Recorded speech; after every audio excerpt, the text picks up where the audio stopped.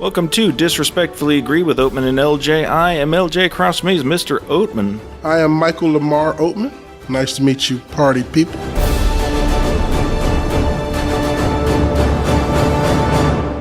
We're going to talk this week about Justice League, the Flashpoint Paradox, animated film from the DC animation people. We mentioned this on a previous episode. It's a cartoon. Oatman really wanted to watch this animated film. I did. All right, so this one is based on a collection of comic book issues collected into a graphic novel in which the Flash goes to a parallel dimension in which everything is bad. Things bad happen. No one is who they seem. He doesn't have his powers anymore. And the world is on the verge of destruction. There's a war between the Atlanteans and the Themyscirans. That's Wonder Woman and Aquaman to you and I. And they are going to destroy the planet, probably, in their pursuit of vengeance against one another. This thing stars C. Thomas Howell as Professor Zoom. Soul Man, to all you who know him. Michael B. Jordan as Cyborg.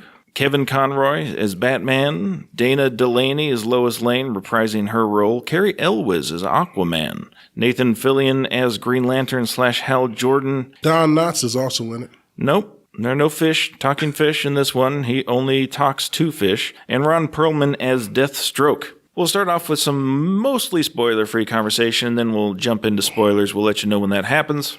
Oatman, you wanted to see this thing. Yes. You were curious about it. Mm-hmm. How do you feel now? Loved it. Really? Thought it was fabulous. Why? Well, I love something where like people who shouldn't die. So I thought that was kind of interesting that you had. Maybe this is right up your alley because you love Voyager, Star Trek Voyager. Right? And it's a terrible show. But there are two episodes. There's a two-parter that I enjoyed / also hate called The Year in Hell. Oh, I love that. Right? And this is very much that. That is my shiznit right there. This is kind of like that, where all kinds of bad things happen. Yes. And then at the end, none of it ever happens, so it doesn't matter. No, it was the best, though. The Year of Hell, that's a good one. It was, yeah, I enjoyed it because it was what Voyager kind of should have always been. Oh, it's great. Which is they're in trouble, they're outnumbered, their resources are extremely limited, and they have to survive in this very hostile territory, isolated. Mm-hmm. And it was kind of what the show was supposed to be. So you get that in 2 episodes, and then, of course, magically, none of it happened. Because it's episodic Star Trek, and everything has to be like a Simpsons episode where everything's the same as it was at the beginning as the end. All right, whatever. So this is that. It's characters dying. It's characters who shouldn't have died, characters who aren't superheroes who should have been. Weird stuff happens. Loved it. I mean, there were some inconsistencies in it, but I really liked it. I enjoyed the film as well. This is my second time viewing it. I think I enjoyed it more the second time. It's definitely good. I mean, it has some weird... I had some questions about some of the stuff that was happening. Like what? I don't know. They were just... Let me help you. Well, I'll give you one. There's a scene, and it's a small scene, and it's not a big quibble, but there's a scene in which we have, I think it's Superman, and then we got like Aquaman, and there are these bombs that they're trying to disarm. Oh, at the beginning. Yeah, at the very beginning. Yes. Before they go to the parallel world. Right. Professor Zoom, sorry. Yeah. Professor Zoom put some bombs around on people, the rogues gallery, some of the bad guys, and the Justice League shows up and they all split up to isolate the damage should they explode, and they each try and disarm the bombs individually in their own unique ways. So then, like Aquaman just takes the bomb and he just kind of crushes it. Nope. He doesn't? No. Okay. That's Superman. But he doesn't crush it either. No. From my memory, Aquaman just crushes it. He doesn't just crush it. Here's what he does. Superman puts it in his hand and lets it blow up. So I was just wondering, my question was, I was wondering, how strong is Aquaman? Is Aquaman in this world, because I haven't followed Aquaman as closely, is he as super strong on land? Is he like a super strong character that he could take it and just crush it, but Superman can't? He has to just let it go off. You missed something. Okay, I missed something. He did the talking to the fish thing, but apparently he can also talk to the microbes in the water. And so he commanded the microbes to eat away at all the wiring and all of the gadgetry, electronical stuff. Okay. and they ate it away like they hollowed it out from the inside. Okay. And so they actually disarmed the bomb, and then he picks it up and crushes it. So he's not super strong. He's just regular strong. He's super strong, but nowhere close to a Superman. Okay, that's one of the things I was wondering. Like, was he and then again, it's just one of those things, I don't know Aquaman well enough to know. And it depends on what version, obviously. But because generally he's stronger than a human. Yeah, of course. But just like a Klingon would be. Because I was trying to figure it out later when he was having the war. How strong was he as opposed? I guess you might, he I don't think he's as strong as Wonder Woman. Yeah, that's one of the things I was trying to figure out. I wasn't sure what the power dynamics were between them, and I was trying to figure some of that out. Yeah, so that's what happened there. Okay, that makes sense. Gotcha.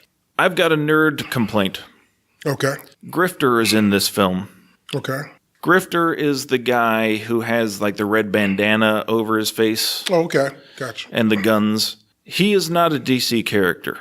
What do you mean? He was a part of the Wildstorm universe, which was one of the labels in the original Image Comics line when Jim Lee and, well, there's a bunch of artists that left. Jim Lee was one of the big ones, and of course, McFarlane from Spawn was one of the big ones. A bunch of other artists all left to form their own label, and this was Jim Lee's label, was the Wildstorm universe. And he eventually, I guess, sold that to DC and joined DC. He's one of their guys over there. Great artist. And some of his characters came into the DC universe proper, some did not. But they always feel to me like they don't belong. Why? It's ingrained in my like 90s kid DNA. Like that's Image. He does not belong in the DC universe. This is not a real complaint. Are you done having your nerd attack? It's just weird to me every time. It just takes me out of it. Who notices? Nerds like me. Nerds like me. Grifter does not belong. If you're going to set up like this, everything's weird in the DC universe. It's like, well, it's just weird that he's there at all. Anyway, it's not a real thing. I liked it. You know what? I really loved the new Batman. Thomas Wayne. Thomas Wayne is amazing. That's probably, we already spoiled it in a previous episode. He's amazing in this thing. I like that he's really dark. Yep. But I mean, he's dark. Like he's throw a woman off a building dark. Yes.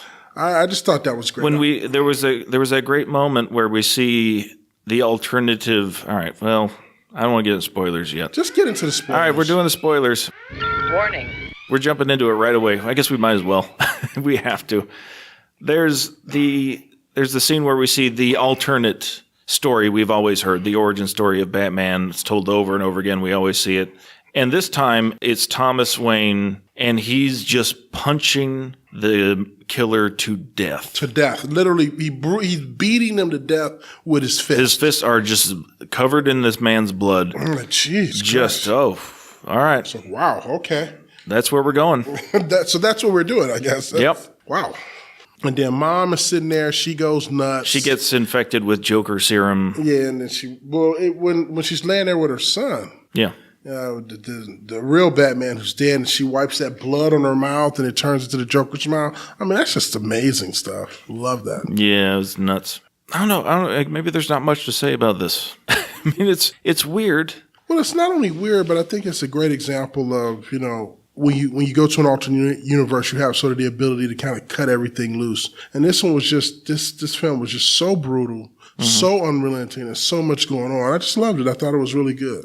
And then it linked to another cartoon that I saw recently. Animated film? Yeah. What was the one where they're going on the road trip? Suicide Squad Hell to Pay. Suicide Squad Hell to Pay. And so, you know, I learned this from that podcast that Dr. Zoom is actually killed by Thomas Wayne, not Bruce Wayne. Mm-hmm. I just thought that was an amazing tie-in. I just loved it all. I thought the action was good. I thought the scenes were good. I thought the violence was good.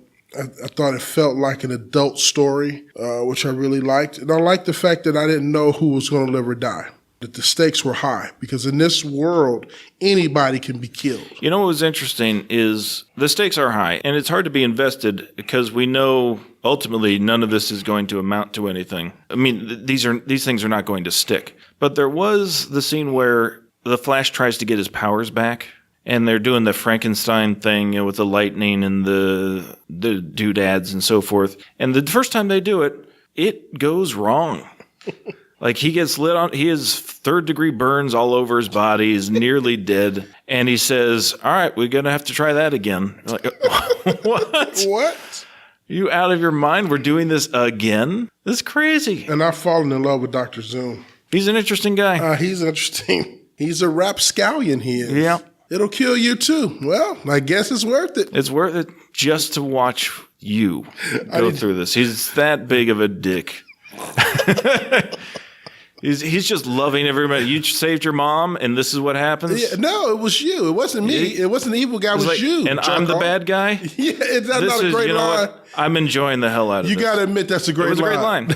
He was like, it's like, you sacrificed the world to save your mommy, and I'm the bad guy? Very wonderful. And he's just, I just want to see him eating like an apple. He's giving a speech. This is great. There's just like a bag of popcorn. He's watching the destruction. It's like, this is all you, buddy. And the Superman in here was good. I like the sort of the weak Superman. It was really creepy.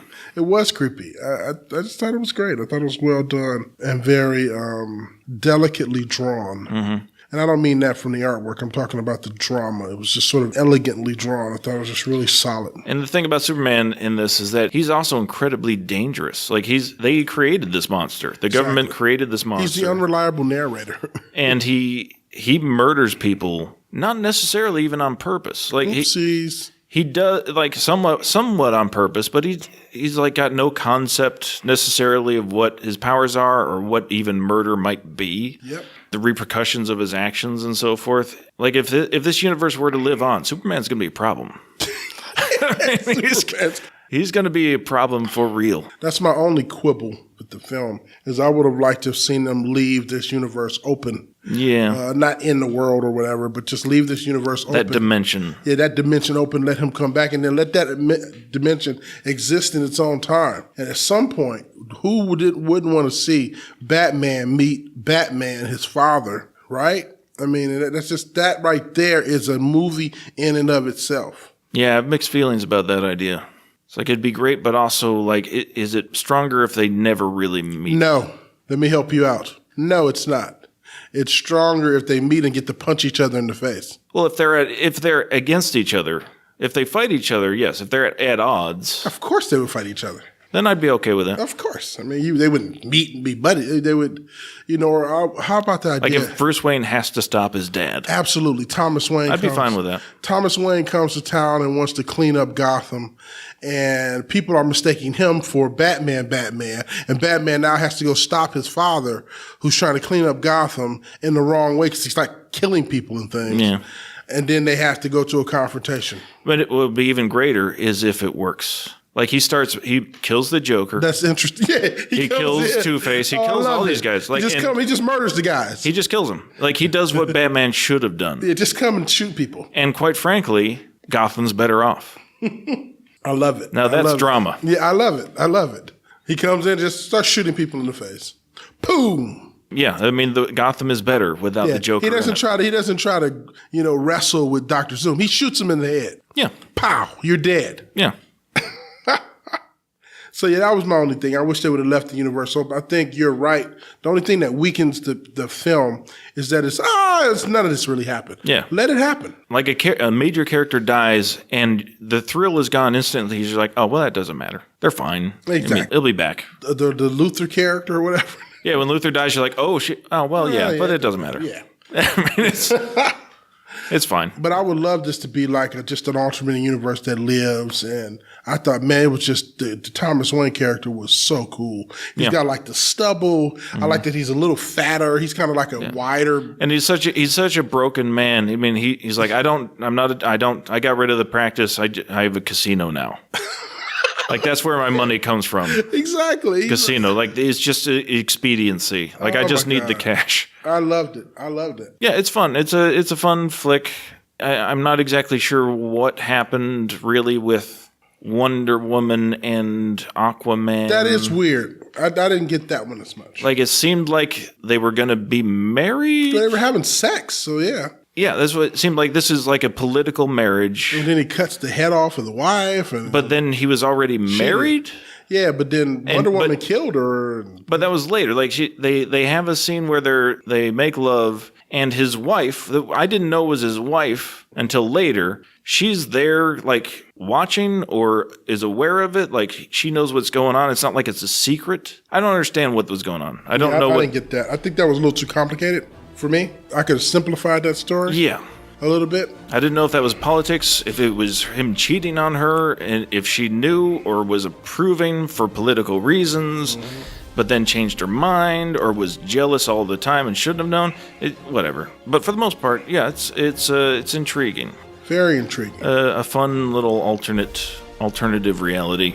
Exactly. Kind of a thing. And it's nice to see some of the old voices from previous movies and TV shows that Oatman hasn't seen come back, so that's fun for me. And that'll do it for us this week. Thanks for tuning in. Give us a review on Apple Podcasts, the Google Play Music store for podcasts. Check out our website, disagreepodcast.com, and tell a friend about the show. We'd appreciate it. It'll help us grow and keep this thing going. And with that, we will talk at you next week. Bye. Peace and chicken grease.